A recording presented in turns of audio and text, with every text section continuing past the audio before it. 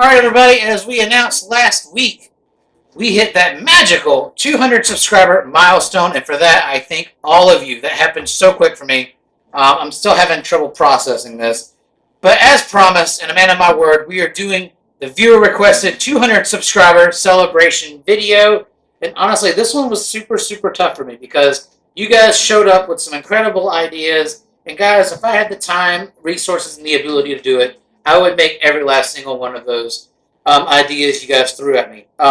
So this was really, and still is a pleasure for me to do and a privilege. However, that being said, there's only one winner of this contest. And today's recipe goes out to my German friend, Busabere, who wanted me to make a traditional iconic food from the state in which I live, using some nice local produce. Now, don't be discouraged for those of you who also commented. Lois, I did make a Monte Cristo sandwich last night, and it will be featured in the new section I've been talking about called Eating America, which debuts next year, so please stay tuned. It is the most killer Monte Cristo sandwich ever. And to Dean, who requested an omurice or even a Japanese curry, I'm not to the point where I'm fully confident in my ability to make those foods to record it on camera, because if I'm going to do something, I'm going to do it right. However, you're thinking in the right direction, because not only Japanese food, but other international foods are on my plate, so to speak, in the coming months. I'm hoping to learn them and bring them to you in a really great way. So, to today's recipe that we're going to be doing. For those of you that don't know, I live in a state called Virginia. I've been living here for probably close to 20 years now. That being said, I still don't know a whole lot about Virginia history because, honestly, I'm not from here. So I really had to do some digging. And at the backbone of not just Virginia cuisine, but Appalachian Southern tradition is a thing called apple butter. It actually comes down from colonial times to the first settlers in the state and in the region. I think rumor has it that it was passed down by the Pennsylvania Dutch that also settled here at the time. So in true Appalachian tradition, apple butter is something that's taken very seriously. It's an outdoor event made in one of these, giant copper kettles, as they call them, over an open fire with this nice, huge, weird-looking arm that people take turns stirring with. And they're over that open flame for at least 12 to 16 hours. It's a family event. It's almost like religion here. And at this time of year, apples are fully celebrated. So we're going to do a small batch stovetop recipe for the traditional Appalachian apple butter Virginia style. So with that being said, let's cut the talking and get to the recipe. Here we have the bowl, and within the bowl are about 3 1/3 pounds of apples. There's going to be 4 of each type in here, and this is the Granny Smith, the most common apple used in making apple butter. But we're also going to be adding in some Red Delicious apples for depth of flavor, and these are grown right here in Virginia. They're in season and grown by Turkey Knob Orchards, one of the most iconic growers of local produce here in Virginia, and they're about 3 hours away. So I think we're doing the Commonwealth proud by supporting Turkey Knob Orchards and using their fruit in this video. No, I'm not sponsored. So what we're going to be doing now is just simply cutting the apple away from the core, just like we did when we made apple fritters, like we did this past weekend. And then we're going to rough chop them in about roughly, 1.5 inch pieces. And we're going to do this for all of our apples. Peeling is not necessary, and I'll show you why later. Now, guys, if you have a core, unlike me here, you can actually just core these apples and split them in quarters. That's what most people do, but guess who doesn't have an apple core?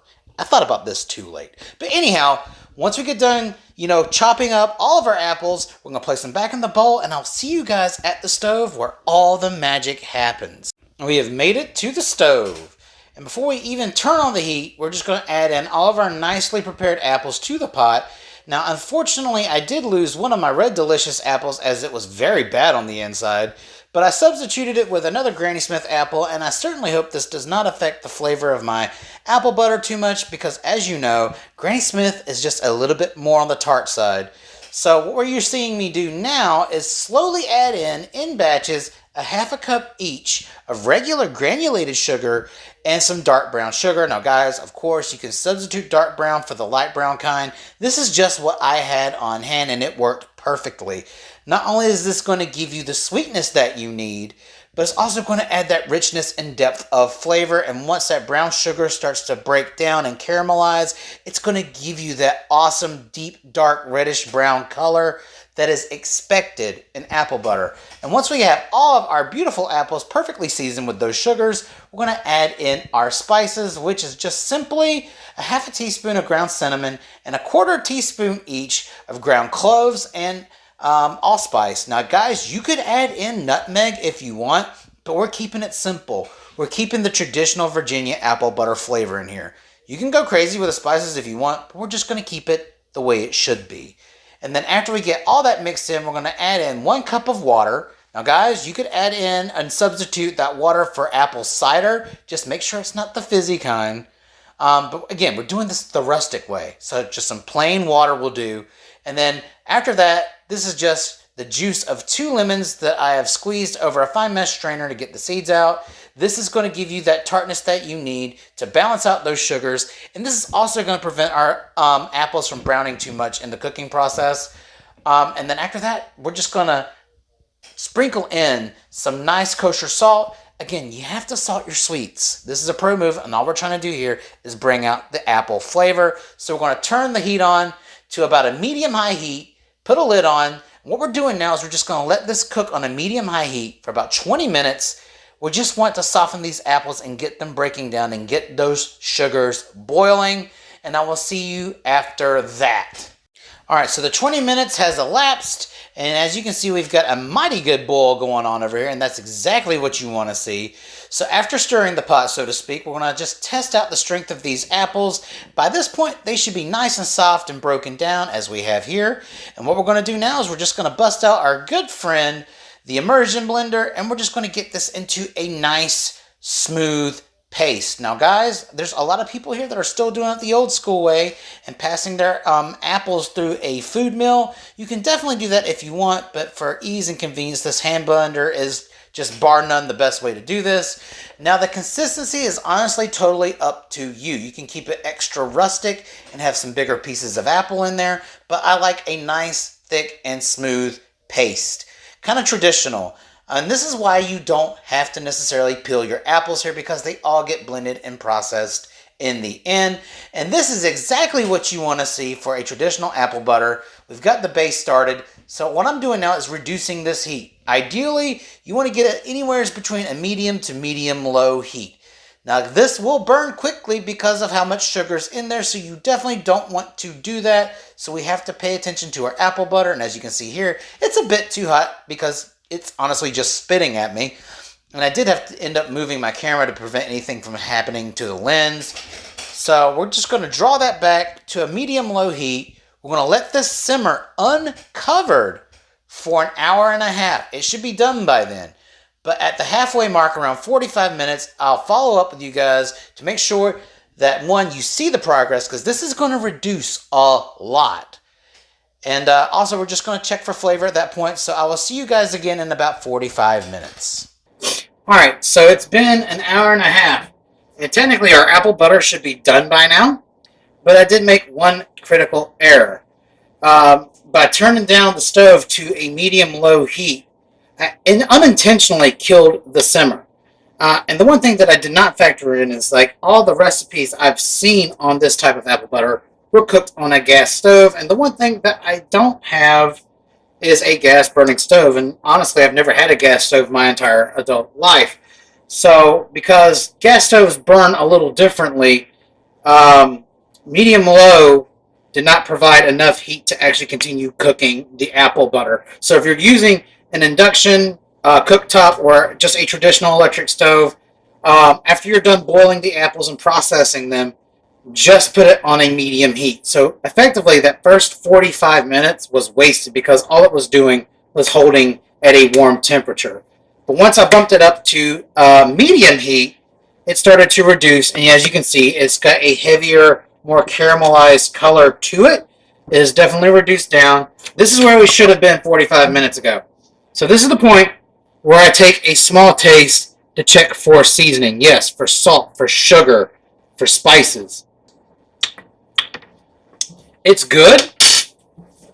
but it's still a little bit too tart. Losing that one red delicious apple and then the addition of that lemon juice is keeping it just a bit too acidic. So I want to add in another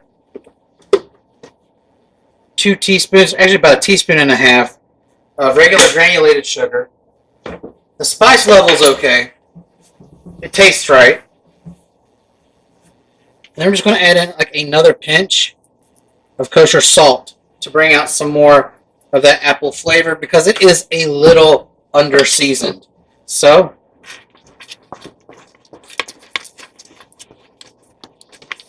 honestly, it needs to have a little bit stronger of a cinnamon flavor. So we're just going to all of this to taste here. So there's not really a measurement I'm using for this. We're going to get that worked down. And then we want to take another taste. The consistency is getting right.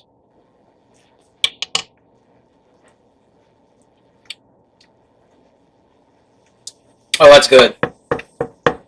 That is seriously good. So what we got to do now is let it go for another 45 minutes, stirring every 10. This should bring up the rest of the flavor. The rest of that sugar is going to break down, cook down.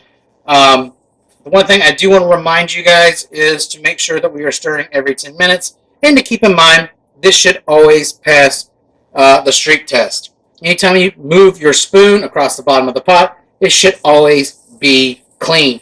If you're starting to notice not just burnt spots, but just heavily caramelized parts sticking to the bottom of your pot, go ahead and start gradually reducing your heat.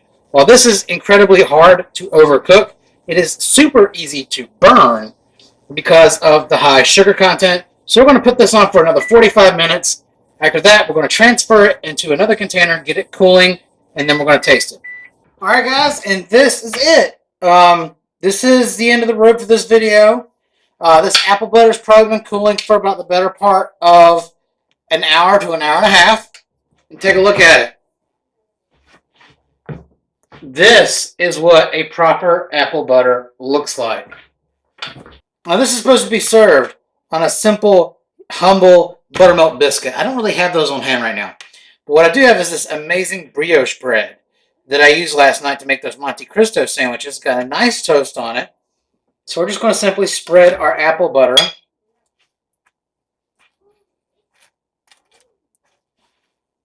Make sure we get a healthy amount on there.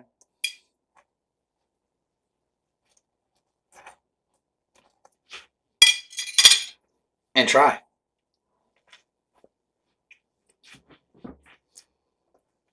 Ooh.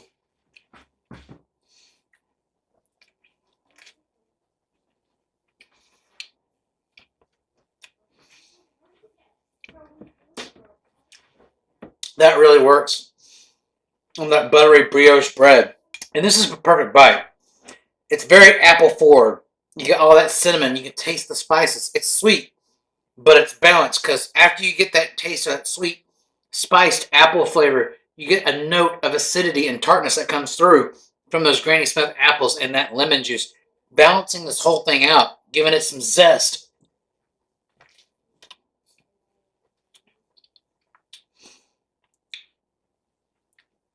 This would be even better cold, refrigerated. The last time I had apple butter, it was a store-bought one. I think it was made here in Virginia. A local Dutch recipe, I do believe. Not local, but it's just a traditional Dutch recipe. And I thought that was really concentrated and really good. This is even better than that. Make your own sauces, make your own apple butter. It will turn out 10 times better.